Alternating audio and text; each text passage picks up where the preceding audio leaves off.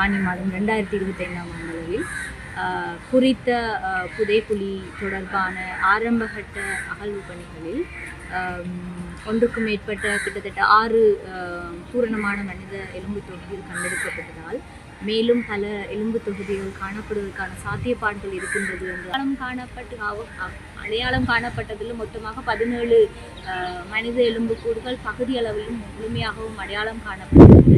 5 மனித எலும்பு தொகுதிகள் வந்து அகழ்ந்து எடுக்கப்பட்டது.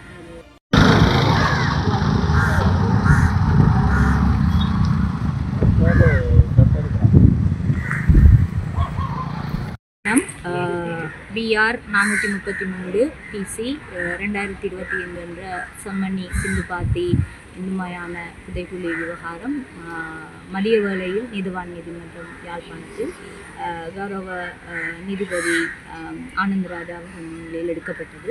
இந்த அடிப்படையில் பாதிக்கப்பட்டவர்கள் சார்பாக மங்கள் தோன்றிய சட்டத்தரணிகளால் கடந்த 3ஆம் திகதி ஆனி மாதம் 2025ஆம் ஆண்டளவில் குறித்த புதைகுழி தொடர்பான ஆரம்பகட்ட அகழ்வு பணிகளில் ஒன்றுக்கும் மேற்பட்ட கிட்டத்தட்ட 6 பூரணமான மனித எலும்பு தொகுதிகள் கண்டெடுக்கப்பட்டதால் மேலும் பல எலும்பு தொகுதிகள் காணப்படுவதற்கான சாத்தியப்பாடுகள் இருக்கின்றது என்று அவதானிக்கப்பட்டதன் அடிப்படையில் குறித்த புதைகுழியை மனித புதைகுழியாக மன்றால பிரகடனப்படுத்தும்படி விண்ணப்பிக்கப்பட்டிருந்தது. அதன் அடிப்படையில் இன்று மதிய வேளையில் நீதவான் நீதிமன்றம் கூடி அந்த அகழ்வு பணிகளில் பணியாற்றுகின்ற சட்ட வைத்திய நிபுணர் செல்லையா பிரணவன் மற்றும் தடையுவில் தொல்பொருள் பேராசிரியர் ப்ரொஃபஸர் ராஜ்சுமதவா அவர்களினுடைய அறிக்கைகள், ஆரம்பகட்ட அவதானிப்புகள் மற்றும் பரிந்துரைகளின் அடிப்படையில் 3 விதமான விடயங்கள் 2 பேரினாலும் அன்றைக்கு தெரிவிக்கப்பட்டுள்ளது.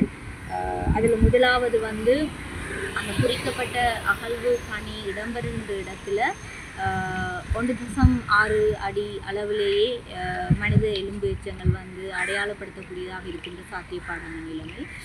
மற்றது வந்து ஒரு குழப்பமான சூழல் அல்லது குழப்பமான வகையில் வந்து அந்த குறித்த மனித எலும்புக்கூடுகள் வந்து புதைக்கப்பட்டிருக்கின்ற ஒரு நிலையில் அவதானிக்கப்படுவதாகவும் ஆடைகளோ அல்லது தனிப்பட்ட அடிப்படையிலான அணிகலன்களோ வந்து குறித்த அடையாளம் காணப்பட்ட எலும்பு துண்டில் காணப்படாத ஒரு சூழலின் பார்த்து இது வந்து ஒரு சட்டவிரோதமான அல்லது இரகசியமான புதைகுழியான ஒரு இடமாக பயன்படுத்தலாம் என்ற ஒரு சந்தேகம் உருவாக்கப்பட்டிருக்கிறது.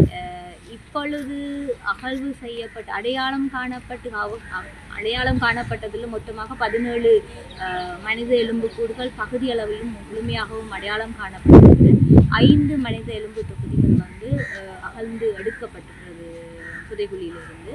இந்த அடிப்படையில் தொடர்ந்தும் பல மனித எச்சங்கள் பகுதி அளவில் அடையாளப்படுத்தப்பட்டு இருக்கின்ற காரணத்தால் தொடர்ந்து இந்த மனித புதைகுழி தொடர்பான விடயத்தை வந்து தோண்டுதல் நடவடிக்கையை தொடர்ச்சியாக செய்ய வேண்டும் என்பது தொடர்பாகவும் பரிந்துரைகள் வந்து அவர்களால் மேற்கொள்ளப்பட்டது.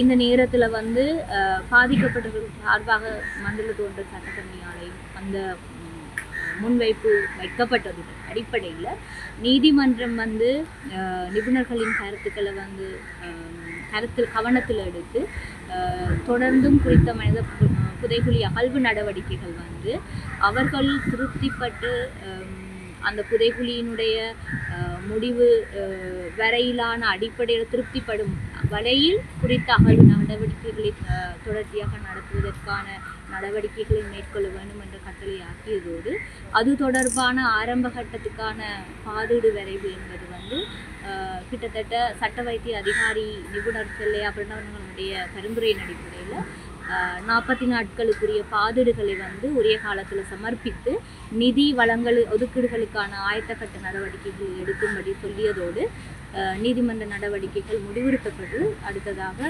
சிந்துபாத்தி இந்துமயானுக்கு தொடர்ச்சியான புதைகுழி அகழ்வு நடவடிக்கைகள் பங்கு பெற்றதற்காக நிறுத்தப்பட்டது.